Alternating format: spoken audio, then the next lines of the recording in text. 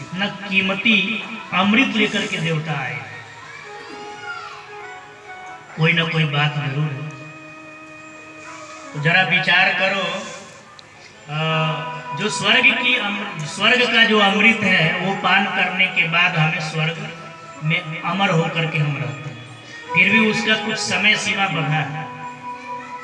बहुत पुण्य इकट्ठा हुआ, बड़े धर्मात्मा पुण्यात्मा है तो हम स्वर्ग में गए, सीख से अमृत चखा दिया गया। अमृत चखने के बाद भी हम निडर नहीं रहते, अभय तो हमें प्रदान नहीं होता, हम डरे हुए रहते हैं। इंद्र हमेशा डरे रहते हैं कौन असुर आक्रमण कर दे। अमर होने के बाद भी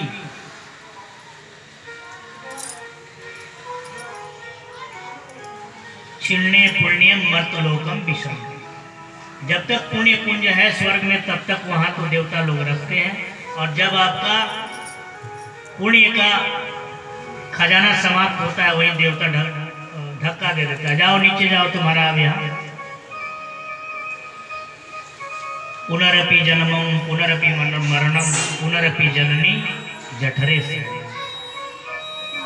लेकिन हे ऋषियों, ये जो अमृत है भागवत कथा अमृतम, ये अभयत्व को प्रदान कराता है, ये अमृत मुक्त कर देते, फिर जन्म जन्मांतर में जन्म लेने का कोई आवश्यकता नहीं पड़ता। जो ये अमृत का पान कर लिया वो फिर जन्म लेके नहीं आता, उसकी मुक्ति हो जाती। देवताओं को डांटकर सुखदेव स्वामी वहां से भगा दिए।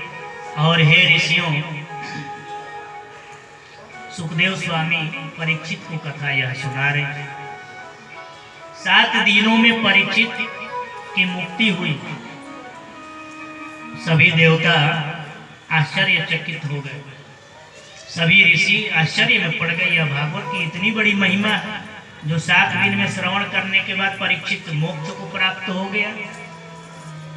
तो ब्रह्मा जी से रहा नहीं गया, सत्यलोक में तराजू बांध दिया।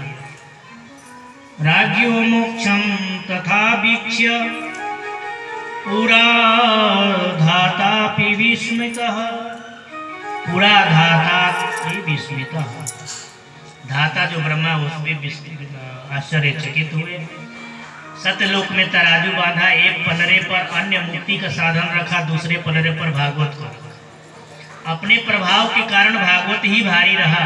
सभी ऋषि और देवताओं ने मुक्ति का सर्वश्रेष्ठ साधन श्रीमद् भागवत पुराण को बता दिया। बोल भागवत महापुराण की जय। लेकिन ऋषियों, इसका जो है साप्ताहिक विधि है।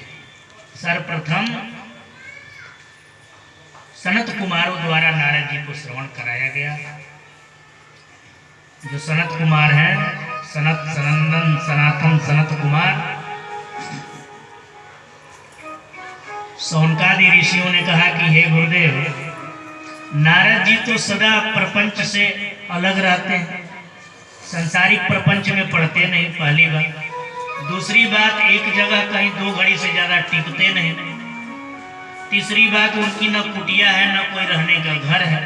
तो ऐसे अस्थिर नारद को क्या आवश्यकता पड़ी कि भागवत श्रवण करें? और कौन सी जगह पर उन्होंने इस भागवत की सप्ताह विधि श्रवण करी, विस्तार पूर्वक बताई।